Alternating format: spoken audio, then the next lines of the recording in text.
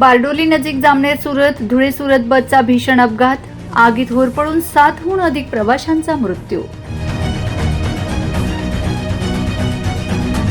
अपघात होताच जामनेर सुरत बस उलटली, बसला भीषण आग लागली, 18 जण गंभीर जखमी।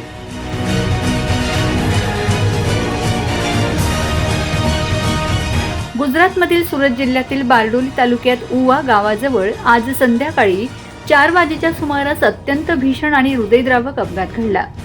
महाराष्ट्र राज्य मार्ग परिवहन महामंडळाच्या जामनेर सुरत धुळे सुरत बसची समोरासमोर जोरदार धडक होऊन त्यानंतर जामनेर सुरत बसला आग लागल्याने मोठी जीवितहानी झाल्याची भीती व्यक्त करण्यात येत आहे।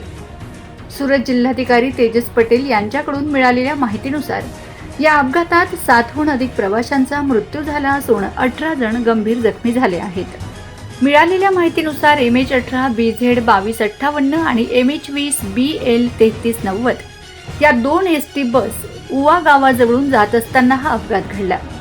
बारडोली उवा महामार्गावर एक ट्रँकर पलटी झाला होता।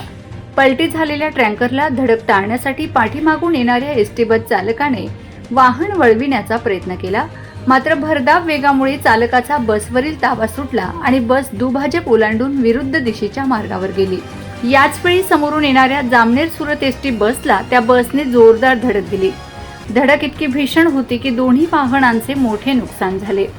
अपघातानंतर एका बसला आग लागली। बसने काही क्षणातच आगीने विकराळ रूप धारण केले, त्यामुळे अनेक प्रवासी बसमध्ये अडकले असल्याची माहिती समोर आली आहे। घटनेची माहिती मिळताच स्थानिक नागरिक मदतीसाठी धावून आलेत। बारडोली अग्निशमन दलाचे पथक, पोलीस प्रशासन आणि आपत्कालीन यंत्रणा तात्काळ घटनास्थळी दाखल झाल्यात।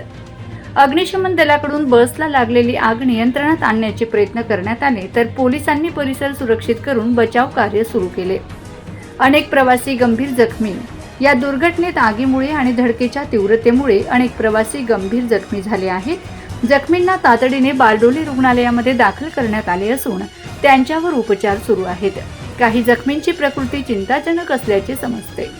अपघातानंतर महामार्गावरील वाहतूक काही काळ पूर्णपणे ठप्प झाली होती। प्रशासनाने घटनास्थळी क्रेन आणि बचाव पथके पाठवून वाहतूक सुरळीत करण्याचे प्रयत्न सुरू केलेत। आगीची तीव्रता आणि अपघाताचे गांभीर्य लक्षात घेता बचाव कार्यात अडथळे येत होते। दरम्यान मृतांचा नेमका आकडा आणि जखमींची अधिकृत माहिती प्रशासनाकडून अद्याप जाहीर करण्यात आलेली नसून पोलीस आणि संबंधित यंत्रणांकडून पुढील तपास सुरू आहे। या भीषण दुर्घटनेमुळे महाराष्ट्र आणि गुजरातमधील प्रवासी वर्गात हळहळ व्यक्त होत आहे। આજે સાંજે 4 વાગ્યાની આસપાસ NH53 બારડોલી તાલુકાના આપણા ઉવા ગામની નજીક એક ટેન્કર સાથે એક બસ અથડાતા અને તે બસની સાથે બીજી બસ અથડાતા એક એક્સિડન્ટ થયો હતો। આ બંને બસો મહારાષ્ટ્ર રાજ્યની છે અને જેવો જ એક્સિડન્ટ થયો તાત્કાલિક બારડોલીના ફાયર વિભાગને જાણ થતાં બારડોલી ફાયર વિભાગની ત્યાં ટીમ પહોંચી અને જે બસમાં આગ લાગી હતી તે બસની આગ ઓલવવાની કામગીરી કરી। સાથે સાથે જે ડેડ બોડીઝ મળી તે ડેડ બોડીઝને પણ આપણે તાત્કાલિક હોસ્પિટલમાં લઈ જવામાં આવ્યા અને જે બાકીના ઇન્જર્ડ પેશન્ટ્સ હતા એને પણ અલગ અલગ 3 જેટલી હોસ્પિટલ્સમાં આપણે રિફર તાત્કાલિક પ્રશાસન દ્વારા કરવામાં આવ્યા હતા।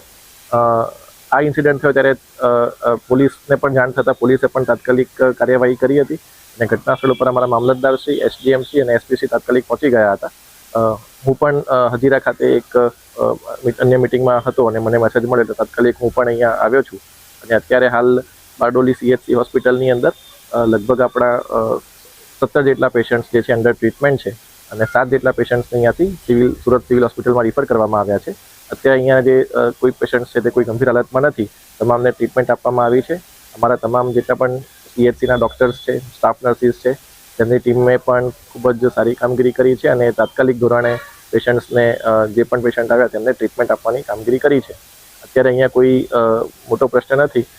દવાઓનો પણ આપણી પાસે સ્ટોકમાં છે, સ્ટાફ પણ આપણી પાસે પૂરતો અવેલેબલ છે અને જે અન્ય 2 હોસ્પિટલમાં જે આપણા દર્દીઓ દાખલ કરવામાં આવ્યા છે ત્યાં પણ અત્યારે દવાનો સ્ટોક પૂરતા પ્રમાણમાં છે। એટલે જે સુરત સિવિલ હોસ્પિટલ જે રિફર કરવામાં આવ્યા છે તે પેશન્ટ્સમાંથી 3 કદાચ ગંભીર હાલતમાં હતા, એટલે એમની પણ ટ્રીટમેન્ટ ત્યાં તાત્કાલિક સુરત સિવિલ હોસ્પિટલમાં પણ વાત થઈ છે અને એ પણ ટ્રીટમેન્ટ ચાલુ કરી દેવામાં આવશે। કેટલા લોકોની ડેથ થઈ છે?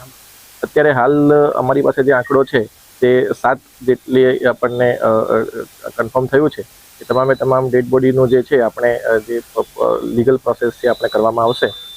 અને ત્યારબાદ અત્યારે અમારી જે મેઇન પ્રાયોરિટી છે કે જે પણ આપણા પેશન્ટ્સ ઇન્જર્ડ થયા છે તે લોકોને તાત્કાલિક સારવાર મળે, જેથી વધારે દુર્ઘટનાનો જે આંક છે વધુ ના થાય. તે સિવાય જે ત્યારબાદ આપણે એ લોકોના જે એમના પરિવારજનોને આપણે જેમને જાણ થાય તેમને આપણે સોંપવાની કામગીરી કરીશું.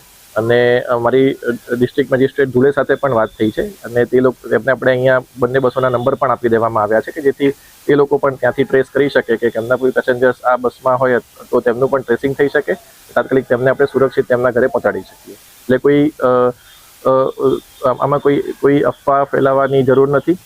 પ્રશાસન અને પોલીસ તંત્રએ અને મેડિકલ ટીમે તાત્કાલિક ધોરણે કોર્ડિનેશનમાં રહીને કામગીરી કરી છે. અત્યારે મોટાભાગના આપણા જે પેશન્ટ્સ છે એ અંડર ટ્રીટમેન્ટ છે અને તમામ મેક્સિમમ આપણે જે સારવાર છે આપણે પૂરી પાડવાની કોશિશ કરી રહ્યા છીએ. એટલે આમાં કોઈ અફવા ફેલાવવાની જરૂર નથી. કોઈને કોઈ પેશન્ટ વિશે અથવા પેસેન્જર વિશે કોઈ જાણવું હોય તો તે અમારા તંત્રનો સંપર્ક કરી શકે છે. ધન્યવાદ. Bureau report, Navapur express news, Bardoli.